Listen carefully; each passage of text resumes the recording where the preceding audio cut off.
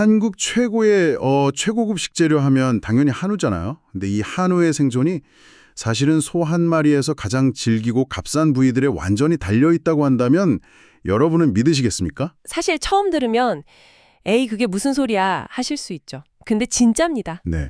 오늘 저희 심층 분석에서 파헤쳐볼 흥미로운 산업 전략 자료들이 바로 이 기막힌 역설을 다루고 있거든요. 청취자 여러분, 그 명절이나 정말 뭐 특별한 기념이나 아니면 큰맘 먹고 외식하는 날하면 딱 떠오르는 장면이 있죠. 네, 뜨겁게 달궈진 불판 위에서 막 눈꽃 같은 마블링을 뽐내며 익어가는 그 한우 로스구이 말이죠. 맞아요. 완전 클래식하고 고급스러운 어떤 성공의 상징 같은 거잖아요. 근데 이 완벽해 보이는 럭셔리 이미지에 아주 치명적인 약점이 하나 딱 숨어 있다는 게 이 자료의 핵심입니다. 그 약점이 뭐냐면 바로 사람들이 1년에 한두 번밖에 안 먹는다는 겁니다. 아무리 뭐 품질이 압도적이고 프리미엄 이미지가 강하다고 해도 소비자들이 딱 각 잡고 특별한 날에만 지갑을 열면 사실 산업 전체에 지속 가능한 성장은 불가능하거든요. 그러니까 한우 산업은 지금 스스로 쳐놓은 그 고급스럽고 특별한 고기라는 울타리 안에서 옴짝달싹 못하고 약간 갇혀있는 상황인 거네요. 정확합니다. 그래서 지금 냉정하게 현 상황을 진단하고 있는 거죠. 네, 그래서 오늘 저희가 다룰 자료의 미션은 그 콧대 높은 한우가 어떻게 스스로 럭셔리의 왕관을 잠시 내려놓고 청취자 여러분의 평범한 그 화요일 저녁 식탁이라는 아주 일상적인 공간으로 몰래 침투하려 하는지, 그 치밀한 비즈니스 해킹 과정을 낱낱이 해보해 보는 겁니다. 자, 이거 한번 본격적으로 파헤쳐볼까요? 좋습니다. 이 전략을 이해하려면 도대체 왜 한우가 우리의 일상 소비로 깊숙이 들어오지 못했는가, 이 근본적인 원인을 먼저 짚어야 하는데요. 자료에서 아주 신선하고 좀 낯선 개념을 하나 제시합니다. 바로 육미간격이라는 단어예요. 육미간격이요? 고기 육자에 쌀 미자. 직역하면 고기와 쌀밥 사이의 거리네요. 저 처음에 이 단어를 보고 진짜 무릎을 탁 쳤거든요. 네, 우리가 고깃집에서 로스구이를 먹을 때 그 행동 패턴을 딱 돌아보면 금방 이해가 가죠. 그쵸. 보통 불판 위에서 고기부터 막 실컷 구워 먹고 나서 이제 고기 다 먹어갈 때쯤 이제 식사시킬까? 이러면서 된장찌개에 밥이나 냉면을 시키잖아요. 맞아요. 물리적으로 고기와 밥이 아주 철저하게 분리되어 있는 겁니다. 그런데 거기에 보이지 않는 거리가 하나 더 있어요. 보이지 않는 거리라면 가격 말씀이신가요? 네, 심리적 저항감이요. 지갑을 열기까지의 마음의 거리인 거죠. 한우는 비싸고 특별한 이벤트에만 먹는다는 뿌리 깊은 인식 때문에 마트에서 선뜻 장바구니에 담지를 못하잖아요. 물리적으로나 심리적으로나 한우랑 우리가 매일 먹는 밥상 사이에는 아주 거대한 강이 흐르고 있는 셈이네요. 그렇죠. 근데 여기서 흥미로운 건 한우 산업이 단순히 마케팅 비용을 늘려서 고기를 더 팔자 이게 아니라 한국인의 가장 기본적인 식문화인 밥 반찬의 구조 자체를 해킹하려 한다는 점입니다. 야, 구조를 해킹한다.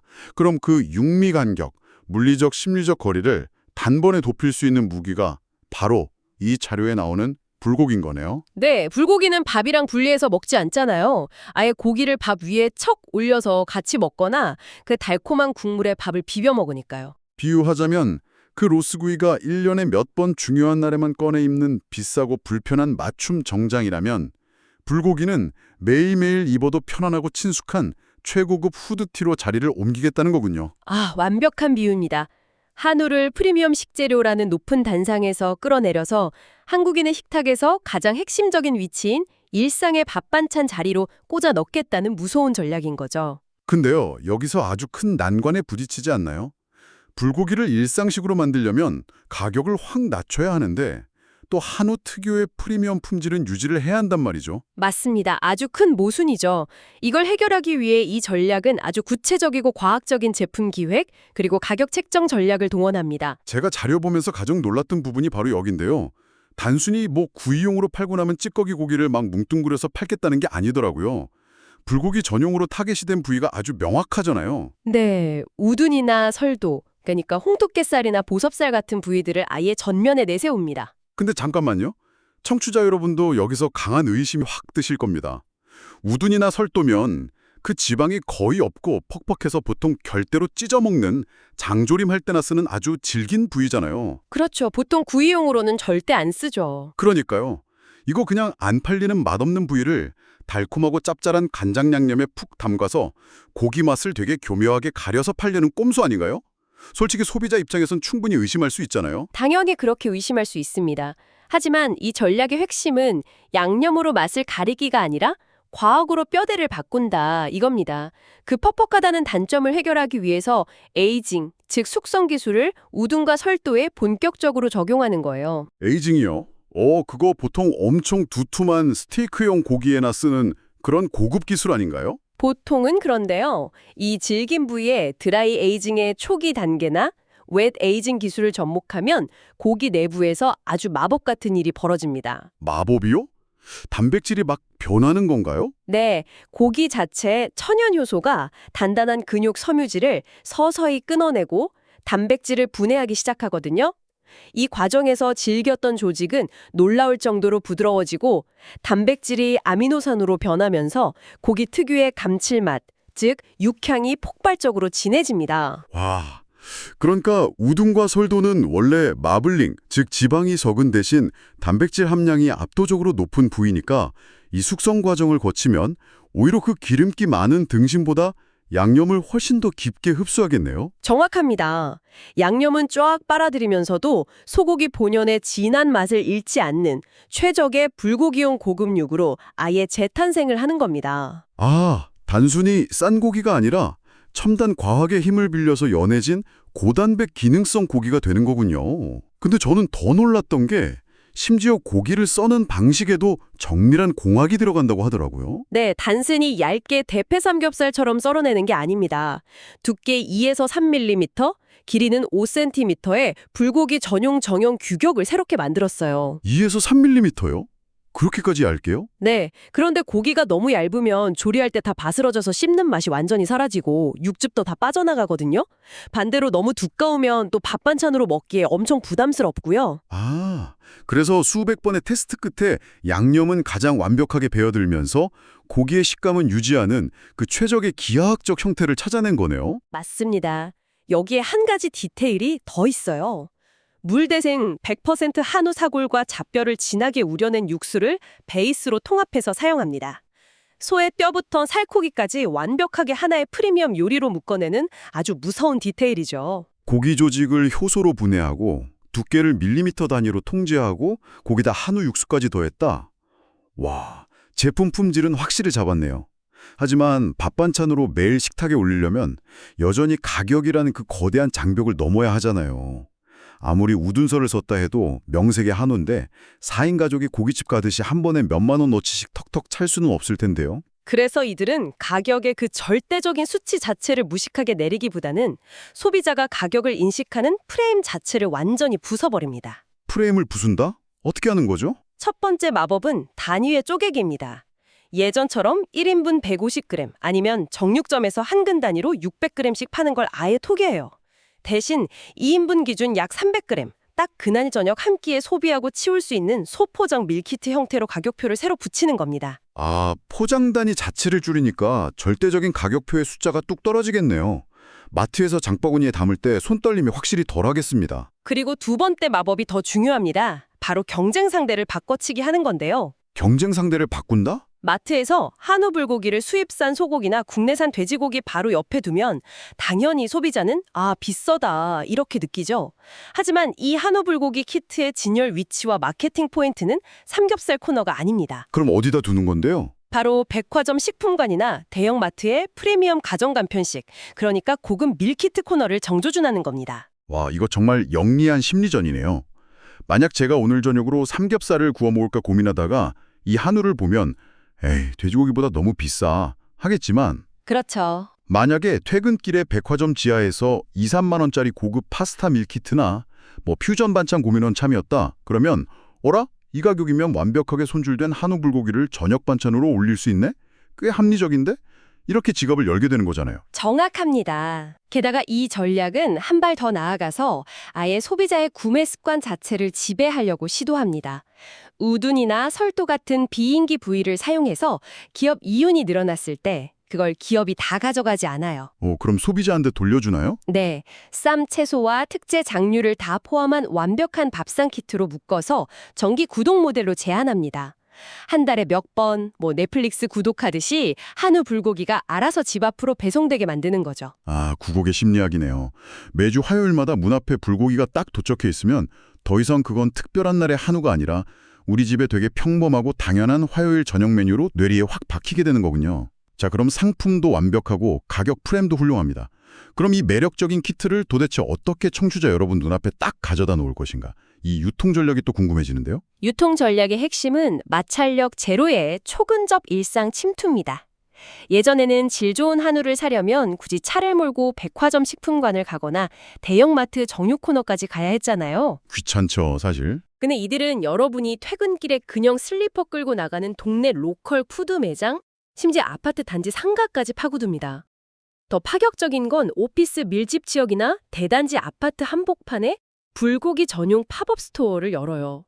그리고 당일 배송, 새벽 배송 시스템을 풀가동한다는 겁니다. 근데요, 여기서 저 강한 의문이 하나 딱 듭니다. 어떤 부분이죠? 아까 저희가 로스구이를 맞춤 정장, 불고기를 후드티라고 비유했잖아요. 네. 한우라는 브랜드가 수십 년간 쌓아온 아주 콧대 높은 최고급 럭셔리 이미지가 있는데 아파트 1층 로비에 무슨 자판기처럼 팝업 스토어가 막 생기고 새벽 배송 상자에 담겨서 문 앞에 툭 던져진다면 어프로치, 즉 접근성은 최고겠지만 오히려 한우 특유의 그 프리미엄 아우라가 심각하게 훼손되는 거 아닌가요? 아, 브랜드 희석 현상이죠. 네, 명품 가방을 동네 편의점에서 팔면 더 이상 명품이 아닌 것처럼요. 아주 날카로운 지적입니다. 업계에서도 그 부분을 가장 우려할 수밖에 없죠. 그래서 한우 산업은 철저하게 두 가지 방향을 동시에 공략하는 투트랙 전략을 씁니다. 투트랙이요? 불고기랑 로스구이를 따로 간다는 건가요? 네, 먼저 등심이나 안심, 채끝 같은 로스구이 시장은 기존의 압도적인 프리미엄과 높은 가격, 그리고 약간의 접근성 장벽을 그대로 유지합니다. 여전히 VVIP 라운지처럼 아주 특별한 날의 상징으로 딱 놔두는 거죠. 아하. 반면에 불고기는 완전히 대중적인 전이부대로 삼아서 일상생활에 막 투입하는 겁니다. 네. 이 두 시장이 완전히 분리되어 있으면서도 서로를 완벽하게 보완해요. 어떻게 보완이 되죠? 생각해보세요. 로스구이만 팔아서는 소 한 마리의 전체 물량을 다 소화할 수가 없잖아요. 그러니까 농자는 늘 재고 부담에 시달립니다. 그런데 불고기가 그 우둔, 설도 같은 남는 부위를 대량으로 쑥쑥 소비해주면 어떻게 될까요? 묵혀두던 재고가 싹 빠지니까 농가 입장에서는 아주 튼튼한 수익 기반을 얻게 되겠네요. 맞습니다. 그리고 그 안정적인 자본력을 바탕으로 핵심인 로스구이의 프리미엄 품질을 더욱 극상으로 끌어올릴 수 있는 겁니다. 대중적인 불고기가 오히려 최상위 럭셔리를 지켜주는 아주 든든한 방패 역할을 하는 거죠. 와, 이게 톱니바퀴처럼 완벽하게 딱 맞물려 돌아가는 거였네요. 근데 소비자들이 불고기를 그만큼 자주 일상적으로 사 먹게 만들려면 단순히 집 앞에 갖다 놓는 것만으로는 좀 부족할 것 같아요. 결국 사람들의 머릿속 인식을 확 바꿔야 하는데 이 자료 보니까 마케팅도 까나 집요하더라고요. 네, 아주 교묘하고 치밀한 문화적 세뇌, 좋은 의미의 세뇌가 들어갑니다.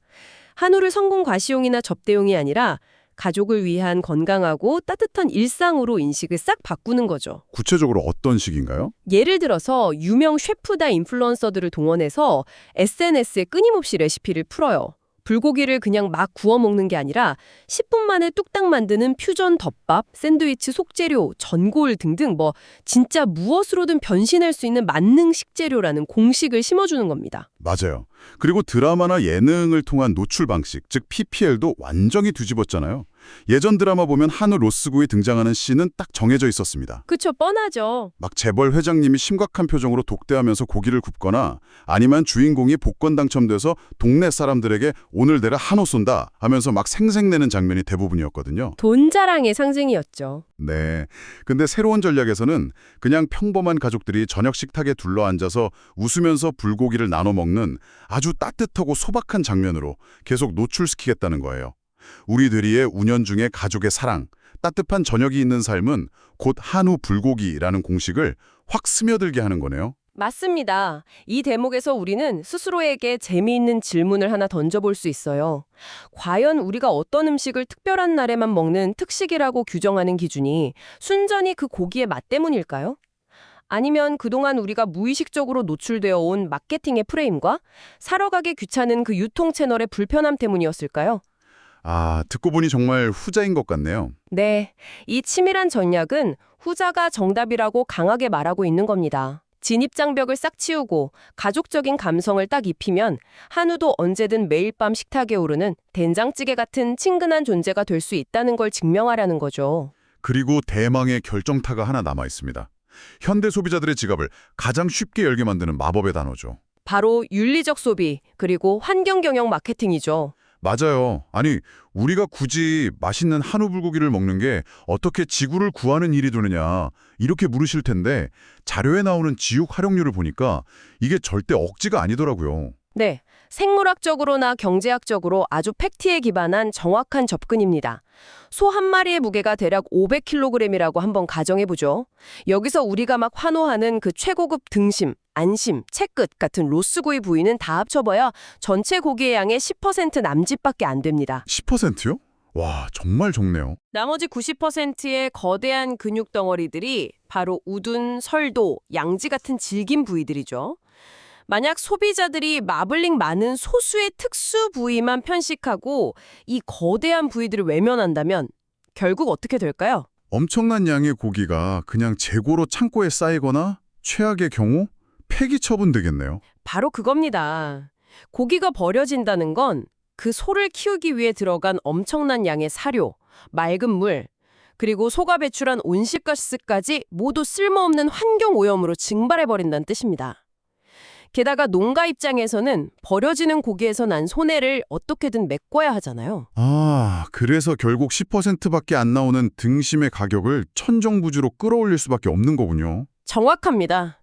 그래서 우리가 일상에서 그 남는 부위를 활용한 불고기를 적극적으로 소비해준다는 것은 소 한 마리에서 나오는 모든 자원을 낭비 없이 100% 알뜰하게 사용한다는 뜻이 됩니다. 아하. 이것이 곧 축산 쓰레기를 줄이고 탄소 발자국을 적극적으로 관리하는 진정한 의미의 윤리적 소비로 연결되는 거죠. 와, 이거 진짜 기막히네요. 그냥 내 집 앞 팝업 스토어에서 꽤 합리적인 가격으로 한우 고기를 사서 오늘 저녁 반찬으로 맛있게 먹었을 뿐인데 그 행동 하나가 한우 농가를 살리고 폐기물 낭비를 막아서 지속 가능한 지구 환경에 기여하는 착한 소비라는 완벽한 명분까지 쥐어주는 거잖아요. 소비자의 죄책감은 덜어주고 뿌듯함은 채워주는 거죠. 머리로도 완벽하게 이해가 가고 가슴으로도 납득이 되니까 이건 뭐 정말 지갑을 안 열 수가 없겠습니다. 자, 그래서 오늘 저희가 이렇게 깊이 파고든 이 모든 이야기들이 도대체 무슨 의미일까요? 어떻게 요약해 볼 수 있을까요? 오늘 살펴본 자료는 단지 한우 소고기를 어떻게 하면 몇 팩 더 팔 수 있을까 하는 얄팍한 마케팅 세일즈 매뉴얼이 절대 아니었습니다.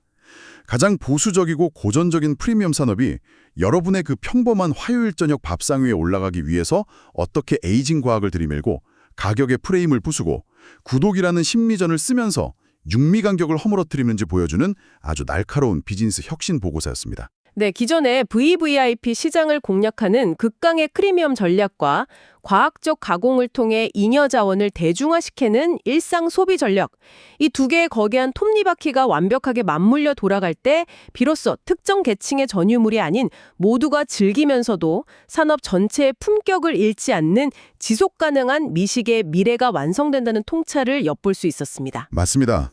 오늘 이 흥미진진한 비즈니스 해킹의 과정을 쭉 따라가다 보니까 마지막으로 청취자 여러분과 함께 꼭 나눠보고 싶은 도발적인 생각이 하나 딱 떠오르거든요. 오, 어떤 거죠? 바로 이 시대라 요구하는 진정한 프리미엄의 기준에 관한 것입니다. 청취자 여러분, 진정한 럭셔리의 의미는 과연 무엇일까요?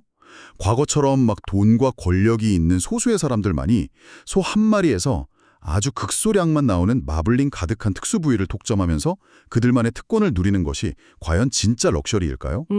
과거의 방식이죠, 그건. 네, 아니면 오늘 우리가 살펴본 이 치밀한 불고기 전략처럼 첨단 숙성 기술과 기하학적인 정형과학, 그리고 거미줄 같은 물류 시스템을 총동원해서 소의 어떤 부위도 버리지 않고 낭비 없이 누구나 평범한 일상 속에서 가장 완벽한 맛으로 다 함께 즐길 수 있게 만드는 것. 그 지독한 혁신의 결과물 자체가 우리 시대의 진정한 럭셔리일까요? 정말 다시 한번 생각해보게 만드는 질문이네요. 오늘 저녁 혹시 퇴근길에 찌개나 불고기거리를 사서 식탁에 올리신다면 불판 위에 고기가 여러분의 밥그릇 위에 올라오기까지 얼마나 많은 비즈니스 과학과 심리전이 그 안에 숨어 있었는지 한번 떠올려 보시길 바랍니다. 고기와 밥 사이 그 거리가 좁혀진 만큼 아마 우리의 일상은 한 뼘 더 풍요로워진 것일 테니까요. 늘 호기심 가득한 눈으로 저희와 함께 깊이 파고들어 주시는 청취자 여러분, 오늘 심층 분석은 여기서 모두 마치겠습니다. 감사합니다. 감사합니다.